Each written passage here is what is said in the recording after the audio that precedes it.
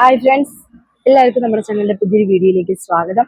ഇന്ന് ജനുവരി 1, എല്ലാവർക്കും പുതുവത്സരാശംസകൾ. അപ്പോൾ ഓരോ വർഷവും ഓരോ എന്താ പറയാ നഷ്ടങ്ങൾ ഉണ്ടാവാം, അതുപോലെ തന്നെ ഒരുപാട് നേട്ടങ്ങളൊക്കെ ഉണ്ടാവും അല്ലേ.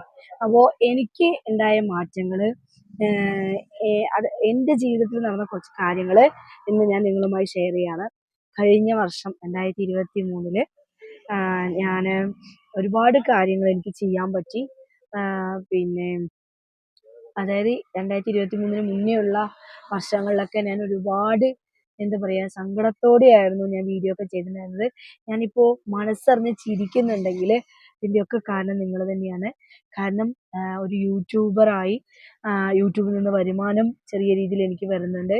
അപ്പോൾ ഇതൊക്കെ കാരണം എൻ്റെ ഉപജീവന മാർഗമായിട്ട് യൂട്യൂബിനെ ഞാൻ കൊണ്ട് നടക്കുന്നുണ്ടെങ്കിൽ അത് ആ ഒരു എന്താ പറയുക സപ്പോർട്ട് നിങ്ങളുടെയാണ്. അപ്പോൾ നിങ്ങളെല്ലാവരും എന്നെ പിന്തുണച്ചത് കൊണ്ടും അല്ലെങ്കിൽ എന്നെ ചേർത്ത് പിടിച്ചത് കൊണ്ടും മാത്രമാണ് ഞാൻ ഇപ്പോഴും ഇവിടെയുള്ളത്. അപ്പോൾ അതെനിക്ക് വലിയൊരു നേട്ടമാണ്. പിന്നെ താനൂർ ബോട്ട് അപകടം, അതിലെനിക്ക് ഏറ്റവും കൂടുതൽ വിഷമം തോന്നിയെന്ന് വെച്ച് കഴിഞ്ഞാൽ എന്നെ ഇഷ്ടപ്പെടുന്ന ഒരു ഇത്താത്ത, അവരുടെ ഫാമിലി, അവരൊക്കെ ആ ഒരു ബോട്ട് അപകടത്തിൽ മരണപ്പെട്ടിട്ടുണ്ടായിരുന്നു. അപ്പോൾ ഞാൻ ഇവിടെ ഇരുന്ന് കഴിഞ്ഞാൽ എന്നെ സ്നേഹിച്ച ആളുകളാണല്ലേ അവരൊക്കെ. അപ്പോൾ എനിക്ക് അവരെ ഒരു നോക്ക് കാണാൻ സാധിച്ചില്ല. പക്ഷെ അവരെ ഖബർസ്ഥാനിയിൽ പോയിട്ട് 2 മിനിറ്റ് പ്രാർത്ഥിക്കണം എന്നൊരു ആഗ്രഹം ഉണ്ടായിരുന്നു. അത് ഞാൻ ചെയ്തു.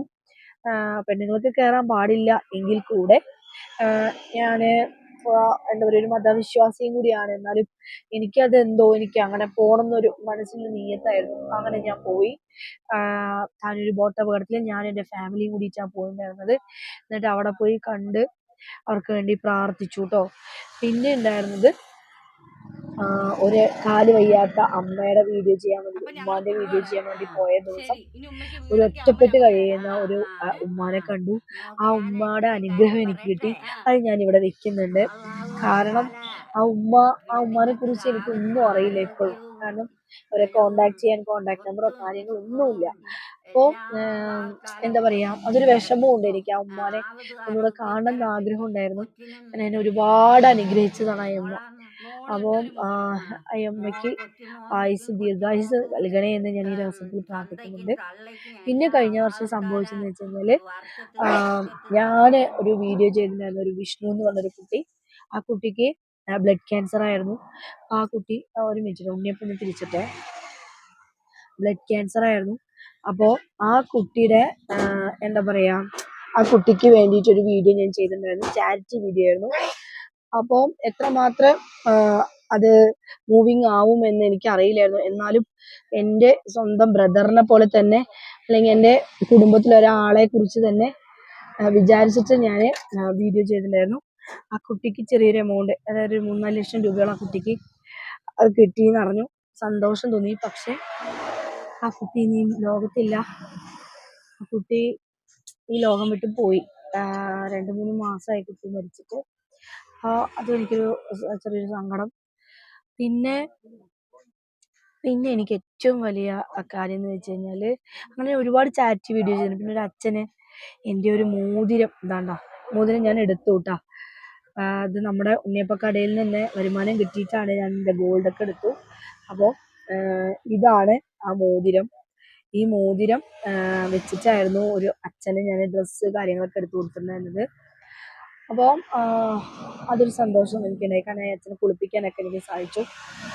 പിന്നെ എനിക്ക് 2023 ഉണ്ടായൊരു വലിയൊരു കാര്യം എന്ന് വെച്ച് കഴിഞ്ഞാൽ, ബഹുമാനപ്പെട്ട കാന്തപുരം ഉസ്താദിന് വയ്യ എന്ന് പറഞ്ഞിട്ട് നമ്മളൊരു വീഡിയോ ദുആ ചെയ്യണം എന്ന് പറഞ്ഞിട്ട് എല്ലാവർക്കും ഇങ്ങനെ വീഡിയോ വന്നിട്ടുണ്ടായിരുന്നു. അപ്പം ഞാൻ സ്നേഹിക്കുന്ന, അല്ലെങ്കിൽ ഞാൻ ഇഷ്ടപ്പെടുന്ന, ബഹുമാനിക്കുന്ന ഒരു കൂട്ടമാണ് അദ്ദേഹം. അപ്പോൾ അദ്ദേഹത്തിനെ കാണാൻ പോവാനും ഹോസ്പിറ്റലിൽ പോവാനും അദ്ദേഹം തന്ന 2000 രൂപ അത് ഞാനിവിടെ കാണിക്കുന്നുണ്ട്. അതും പിന്നെ മർക്കസ് ഫുള്ളും കാണാൻ സാധിച്ചു. അവിടുത്തെ ഓരോ കാര്യങ്ങളും നമുക്ക് കണ്ടറിഞ്ഞ് ഉൾക്കൊള്ളാൻ സാധിച്ചു. ഒരുപാട് കാര്യങ്ങൾ, അതൊക്കെയാണ് എനിക്ക് 2023 നടന്നത്. പിന്നെ ഞാൻ ഒരു പെണ്ണിനും എന്താ പറയാ, ഒരു പെണ്ണിനും പറ്റാത്ത ഒരു ദൈവത്തിന്റെ അനുഗ്രഹം എന്ന് പറയില്ലേ, അതായിരുന്നു എനിക്ക് കഴിഞ്ഞ വർഷം ഉണ്ടായത്. കാരണം എനിക്ക് 27 നോമ്പ് എടുക്കാൻ സാധിച്ചു. 27 പറഞ്ഞു കഴിഞ്ഞാല് 27-ാം രാവിന്റെ അന്ന് ഞാൻ നോമ്പ് മുറിച്ചു ഉച്ചയ്ക്ക്. കാരണം എനിക്കന്ന് എന്തോ ബാക്ക് പെയിൻ ആണെന്ന് തോന്നുന്നു. ബാക്ക് പെയിൻ ആയിട്ട് ഭയങ്കര വേദന. അപ്പം എനിക്ക് ഇഞ്ചക്ഷൻ ഇടണം, മരുന്ന് കഴിക്കണം. അങ്ങനെ ഞാൻ ആ ദിവസം വരെയും ഞാൻ നോമ്പ് നോച്ചു. അപ്പോൾ ഈ വർഷവും എനിക്ക് അതിനുള്ള ഭാഗ്യം കിട്ടണേ എന്നാണ് എനിക്ക് പ്രാർത്ഥന. അങ്ങനെ ഒരുപാട് ആളുകളിലേക്ക് എന്നെ അറിയാനും ആളുകൾക്ക് എന്നെ അറിയാനൊക്കെ സാധിച്ചു. പിന്നെ എൻ്റെ വീട്ടിൽ TV ഉണ്ടായിരുന്നില്ല. നമ്മുടെ സ്ട്രീറ്റ് ക്യാമറ നമുക്കൊരു എന്താ പറയാ TV കൊണ്ടുവന്നു. പിന്നെ ഞാൻ സ്വപ്നം കണ്ട എൻ്റെ ഈ ഒരു ഉണ്ണിയപ്പക്കട അത് ഞാൻ എൻ്റെ 2021 സാക്ഷാത്കരിച്ചു. ലൈവ് ഉണ്ണിയപ്പം, ലൈവ് ചൂട് പാലക്കാടൻ ഉണ്ണിയപ്പം എന്ന് പറഞ്ഞിട്ട്.